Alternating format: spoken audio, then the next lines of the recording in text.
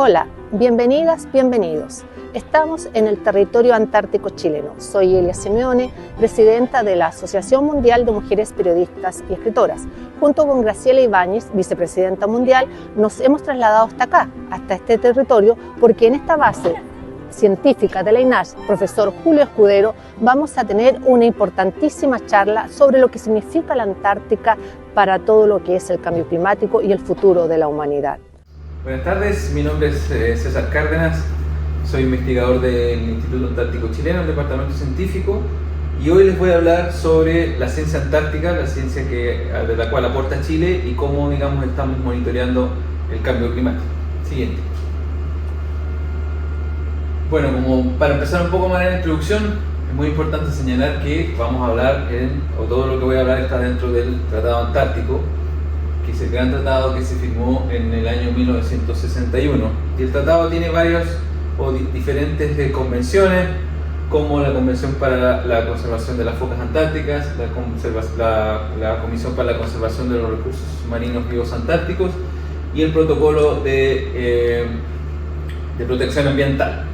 Y desde el comienzo, Chile ha jugado un importante rol. Chile es uno de los países signatarios, digamos, originales, y, digamos, con los años se han ido adhiriendo otros países, ¿ya? Y este, como se dice, es uno de los tratados más exitosos en la historia de la humanidad, desde los años 60, como decía, y, digamos, ha sido un ejemplo para muchos otros tratados.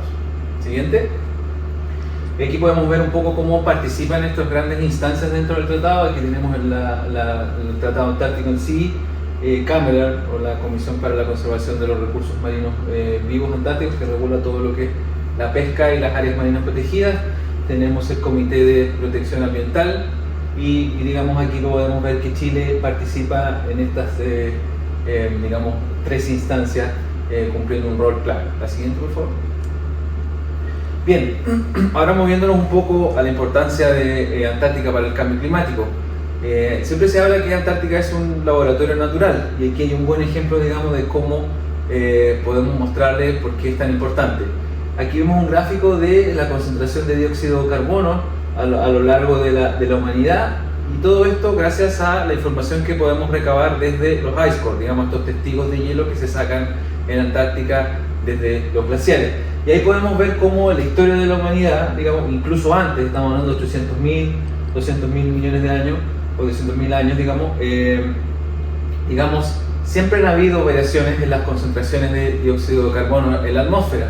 Y aquí podemos ver en esta línea verde cómo podemos hablar de que es la aparición del Homo, son los fósiles más antiguos del Homo sapiens, es decir, del hombre, hace 315.000 años.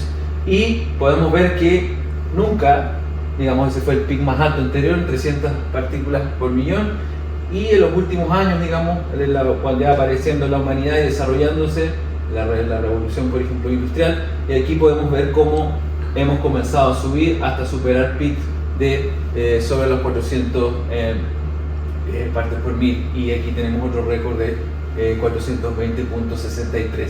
Digamos, entonces, digamos, no tiene comparación con la historia gracias a lo que podemos saber de estos testigos de hielo, y esto, digamos, de alguna manera es apoyado por las alzas de temperatura que se registran también a través de otro tipo de datos. Siguiente, por favor. Otro ejemplo, el año pasado, el año que recién terminó, fue un año de récords. Podemos ver cómo aquí nuevamente tenemos 2023, 2016 y las décadas desde 1970 hasta el 2020, cómo los promedios a lo largo del año van variando y cómo los hemos ido superando, y podemos ver que el año pasado, en julio, ya habíamos batido el récord de temperatura de la superficie del océano entre los dos polos. La siguiente. Al mismo tiempo, en términos de la temperatura atmosférica, es aún más dramática, y podemos ver que por primera vez se superó en promedio los 2 grados Celsius.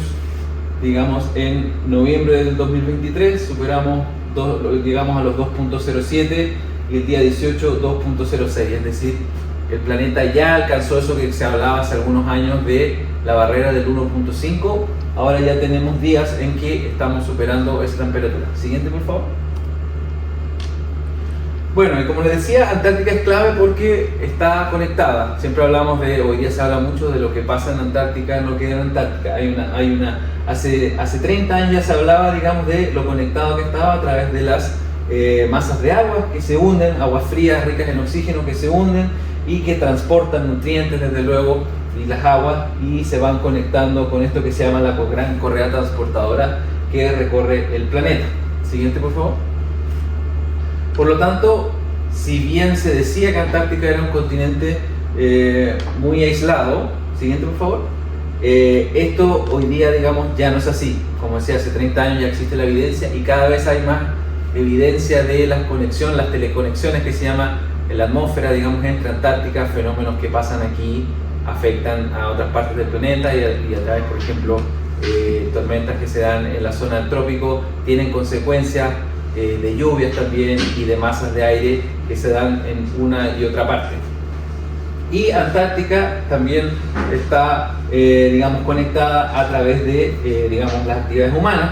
Aquí podemos ver las ciudades puertas de entrada y cómo, digamos, el gran flujo que hay entre, por ejemplo, Punta Arenas y Ushuaia y las otras ciudades. Digamos, hoy día hay mucha más conexión y eso, a su vez, como el planeta está cambiando, significa que existe más riesgo, por ejemplo, de introducir nuevas especies. La siguiente, por favor.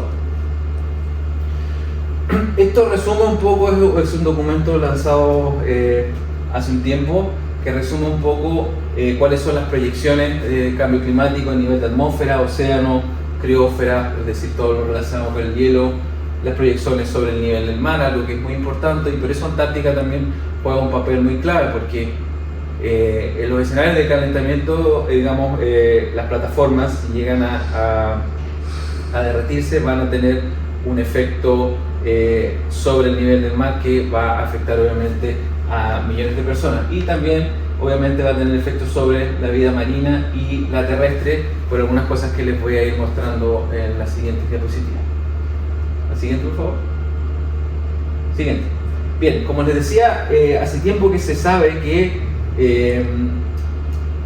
los océanos están conectados y que Antártica juega un rol importante por estas aguas frías y ricas en oxígeno que se hunden en el océano austral, en las costas de Antártica, y que se transportan por el resto del planeta. Siguiente.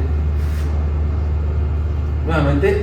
Y esto, digamos, el año pasado hubo nueva evidencia que nos decía que existe, digamos, información que nos señala que esto está cambiando. Producto del derretimiento del agua, el procedimiento se está haciendo, perdón, el derretimiento de las plataformas de hielo está haciendo que el agua se haga más dulce, y esto está haciendo que el agua, digamos, se intercambie de manera más lenta.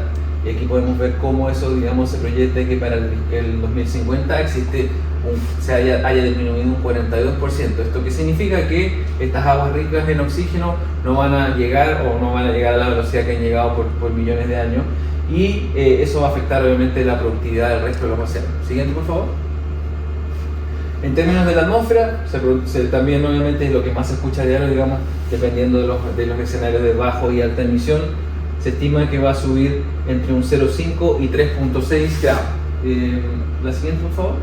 Sin embargo, ya estamos viendo algunas cosas, estamos viendo muchos cambios en términos de variabilidad climática. Habrán visto en las noticias que se están registrando olas de calor, temperaturas récord en la zona de la península antártica o las Islas Shetland, donde estamos ahora. La siguiente, por favor. Y que, digamos, como decía el año pasado y en los últimos años hemos estado batiendo récord con temperaturas muy inusuales, y según el escenario de cambio climático, digamos, este tipo de fenómenos se va a hacer más recurrente. Siguiente, por favor. Y la siguiente, aquí un poco para contarles que esa temperatura llegó a 13 grados en una de las estaciones cercanas a donde estamos en este momento.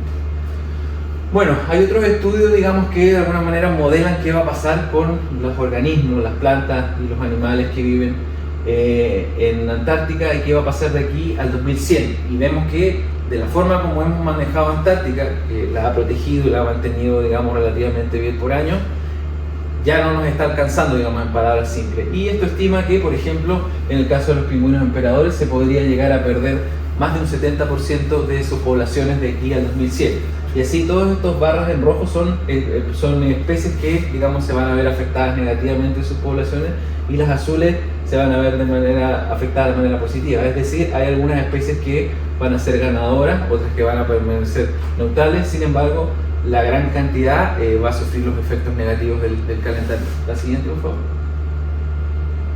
Bien, ahora sí llevamos esto a niveles de la trama trófica, digamos, más simple. Podemos ver en la columna de agua tenemos organismos como el plancton, que es clave, digamos, para los otros organismos. Hay muchos organismos como el krill, por ejemplo, que son la base de esta trama, y que muchos organismos como las ballenas, las focas, los pingüinos se alimentan de ellos. Por lo tanto, ¿qué pasa? De nuevo, en un simple gráfico de colores podemos ver cómo la temperatura, por ejemplo, el alza de la temperatura va a tener efectos negativos. Siguiente, por favor.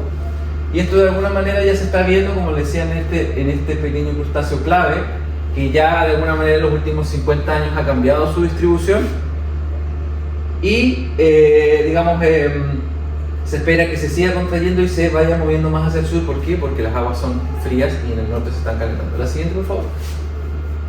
Lo mismo aquí en el caso de los predadores. La siguiente, vamos a ver cómo ya se están observando cambios. Aquí una colonia específica de lobos marinos, lobo fino, en la isla Shetland, cómo ha habido una gran baja desde los años 2000 al 2020. Podemos ver, digamos, un efecto significativo.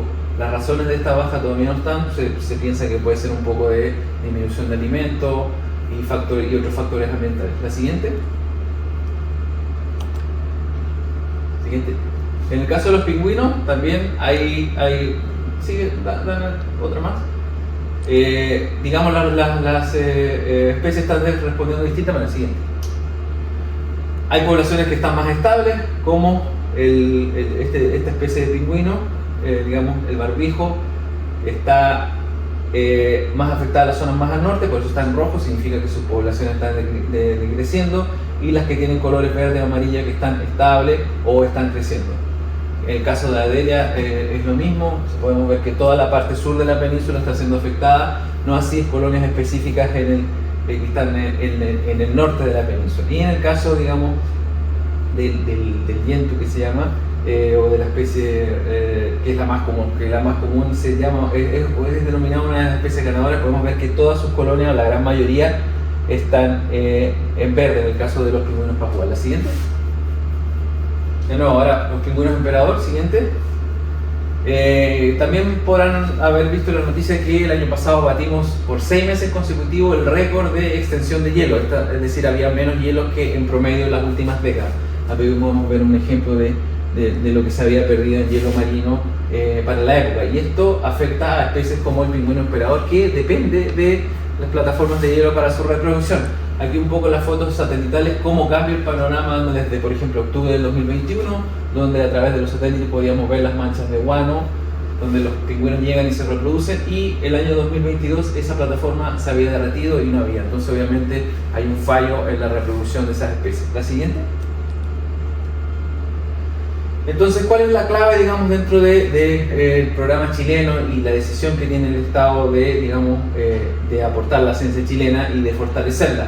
Aquí vemos un mapa de la península con todas las plataformas chilenas que tenemos, las distintas bases. Nosotros estamos acá actualmente en base Fuero, tenemos base Yelcho y Bahía Margarita, que en este momento hay un gran proyecto para renovar esta base. Esto nos permite de alguna manera entender en un gradiente latitudinal estos cambios. Hay otros países que tienen bases específicas en un lugar y, digamos, están remitidos a eso, por lo tanto es más difícil entender y es un tema más local. Nosotros podemos entender de alguna manera un poco más a través de estas bases y el movimiento con los buques, digamos, entender qué está pasando, como les mostraba. En el caso de los pingüinos, por ejemplo, hay poblaciones que en el norte están bien y no así en el sur, y digamos otras que, digamos, viceversa. Siguiente. Y por ello también es que se ha presentado un proyecto desde 2022 para colocar una serie de estaciones multiparamétricas que nos van a ayudar a entender mejor, digamos, qué está pasando con los factores ambientales, qué está pasando en el ambiente. Y así como ya digamos en 2022 habían 5 y este año se planean poner 6 más, y esto de nuevo nos va a dar mucha información que nos va a ayudar a entender qué está pasando y cómo estos cambios pueden llegar a afectar a los organismos, como les mostraba anteriormente, y podemos ver aquí de nuevo que vamos desde base Escudero hasta el glaciar Unión en la Antártica Profunda. Todo esto va a una página web que está disponible si ustedes se conectan a la página de INACH, donde pueden ver en tiempo real qué está pasando en cada una de esas estaciones. La siguiente. Bien, bueno, no todos son malas noticias, por supuesto hay iniciativas clave, una de ellas en Kruma o Camelar, el establecimiento de áreas marinas protegidas. Si bien Antártica está protegida, es necesario aumentar ese nivel de protección por todo lo que les he estado hablando en estos últimos minutos. Por lo tanto, hay grandes áreas protegidas como la zona del Mar de Ross y las Orcadas, digamos, y hay una serie de otras propuestas de área marina protegida que, si bien no han sido adoptadas, están bajo discusión, y una de ellas es la propuesta por Chile y Argentina, que pretende proteger, de alguna manera, otorgar un grado de protección extra a justamente esta área tan importante. Siguiente, por favor. La siguiente. Y bien, desde luego, como les decía, los cambios son evidentes, son claros. Si bien se habla de proyecciones, hay cambios que ya están ocurriendo, que se esperaba que pasaran en 10 o 20 años más. Por lo tanto, es clave de implementar nuevas medidas, otorgar nuevas medidas de protección a través de áreas marinas protegidas, por ejemplo, adaptar la forma en que manejamos las pesquerías en Antártica, por ejemplo, o la administración, digamos, de algunas áreas, es muy importante, y eso lo hacemos, digamos, desde Chile a través del Programa Antártico Nacional. Primero, aportando con datos. Segundo, muy importante, traducir esta ciencia que se hace en, digamos, algo que sea fácil de entender para los tomadores de decisiones, lo cual es clave, si no la ciencia de alguna manera queda en un paper y se pierde, y esa información es muy importante para proponer medidas de mitigación, medidas de conservación que van a, digamos, permitir que de alguna manera le demos más oportunidades a los organismos y a los ecosistemas de adaptarse a estos cambios. Y desde luego también podemos aportar no solo desde la ciencia, sino desde el día a día, en las medidas que tomamos en casa. Siempre se pregunta qué puedo hacer yo. Bueno, es clave informarse, tomar medidas en casa simples como reciclaje, el consumo de energía, y también elegir, digamos, o ver muy bien el tipo de austeridades que queremos, que proponen, y de alguna manera desde ahí dar nuestro granito de arena para que se produzca este cambio y disminuyamos las emisiones de CO2. Siguiente. Y bueno, así termina esta pequeña presentación que trató, digamos, de mostrarles la importancia de la ciencia chilena, qué está pasando en la península especialmente, que es donde nosotros trabajamos, y la importancia de aportar nuevos datos a través de la ciencia para la toma de decisiones. Muchas gracias. Agradecemos al doctor César Cárdenas por esta importante charla sobre la Antártica y la política chilena respecto de este territorio y el cambio climático.